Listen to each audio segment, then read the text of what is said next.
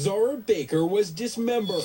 Her remains were stuffed inside a bed comforter and car cover, according to reports of court documents that have just been released. This is so diabolical. Somebody actually treated her like she was a doll. He would make fun of the child for not walking around. And ripped her apart. He would fight for her. What kind of insanity would allow people to just take her leg? For the first time, the search warrants peel back layers of the investigation. This is so revealing poorly done. stepmom Elisa Baker and dad Adam Baker allegedly gave police totally conflicting information on when they last saw Zahra.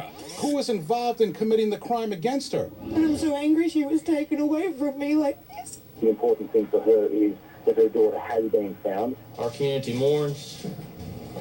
Our state mourns. Our nation mourns. The documents also contain allegations from stepmom Elisa Baker that Zahra's dad, Adam Baker, helped to conceal evidence and even helped her wrap Zahra's prosthetic leg in a plastic bag before discarding it in a dumpster. I'm Jean Casares of In Session on the True TV network. In for Nancy Grace tonight. Search warrants unsealed today with horrifying details of Zahra Baker's dismemberment.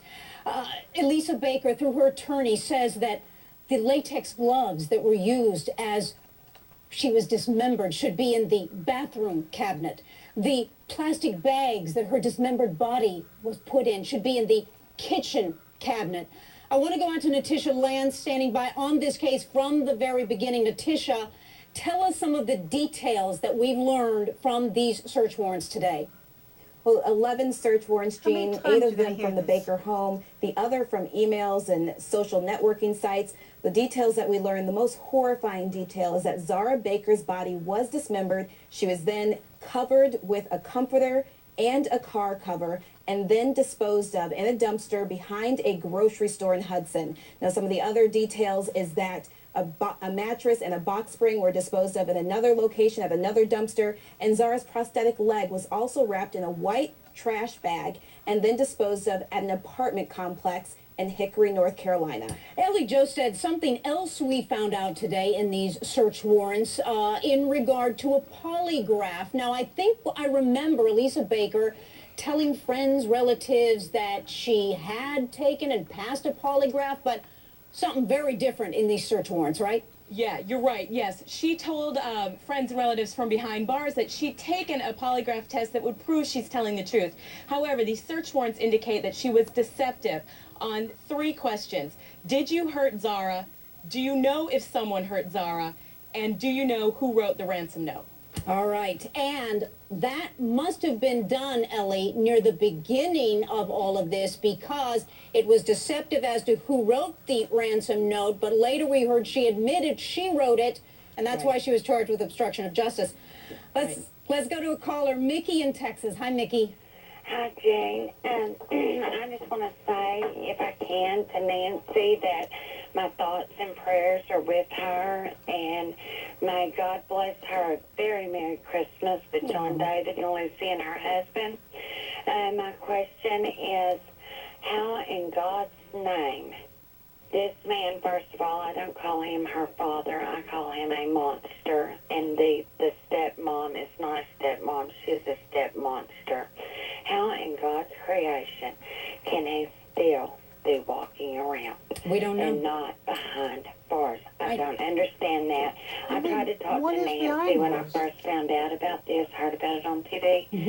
Jean, I could not even speak. I was crying so hard. You know, Mickey, when you hear this stuff, you want to cry. I just want to sit here and cry, but I can't. And Mickey, I want to tell you, Nancy's watching tonight, so she heard everything you just said, and she appreciates it very, very much. Mickey, the question that we have, Tom Shamshak, former police chief, help us out. Why isn't this man arrested for something? What's the strategy to keep him on the street? And in fact, Tom Shamshak, he's going to be leading a memorial service for his daughter relatively soon.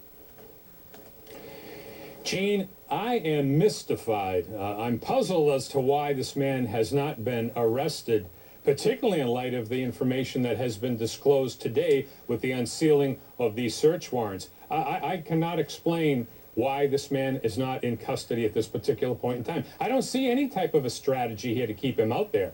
I know, and there has to be some strategy going. There has to be, but none of us can figure it out. I want to go to Zahra Clare, who is our doctor of internal medicine. You know, doctor, I have covered far too many dismemberment cases. I've watched the evidence. I've seen it as an attorney. I've understood it. You can't just take a kitchen knife and dismember someone. Some cases, they've gone to the hardware store and gotten a hacksaw. How does somebody dismember someone? Oh, well, unfortunately, it's pretty crude. In a child Zahra's age, she's quite small. She's thin. Oh, don't want to go there. Most likely, a saw was used, perhaps a large manual saw that you could use to chop wood. The option would be a manual motor saw. This can be done. It's something that depends as well on what kind of dismemberment took place. If they were simply dismembering limbs, you would really be cutting through cartilage as opposed to bone, which is far easier to do than to actually saw through pieces of bone if you were going to dismember her and cut her torso up into pieces. And doctor, may I tell you, the line of work that Adam Baker is in is landscaping, cutting trees.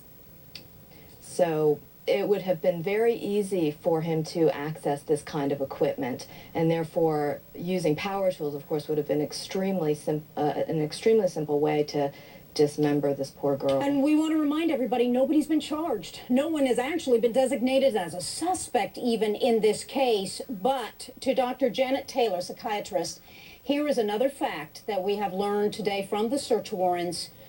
The little hearing aids of Zahra Baker that she used to hear a little bit in this world because she was deaf, they were found in the house, not in the bedroom as we always thought Zahra Baker's hearing aids would be in the bedroom. We learned today they were found in the jewelry case, allegedly, of Elisa Baker.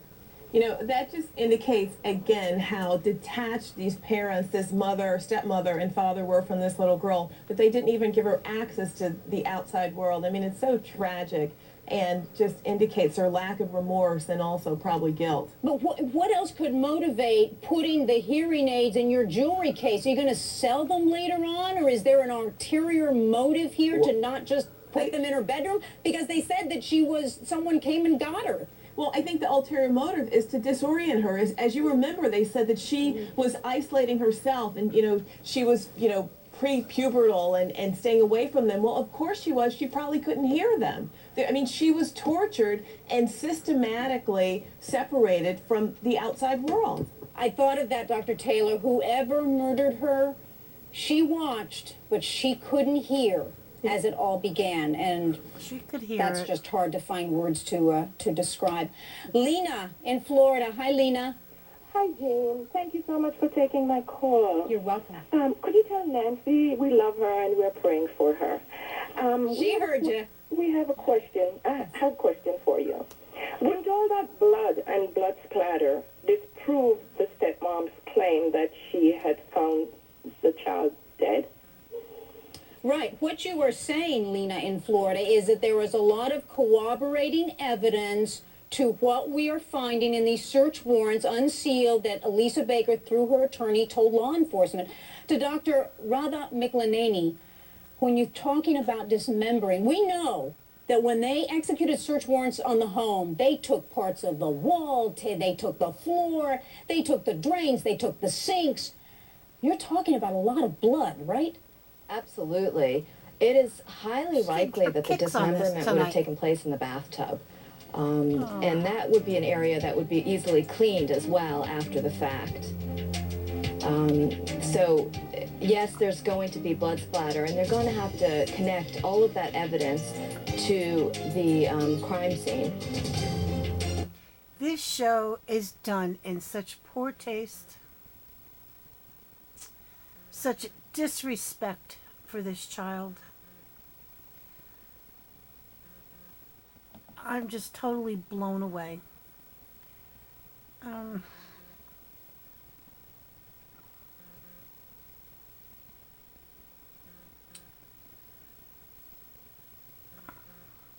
just blown away.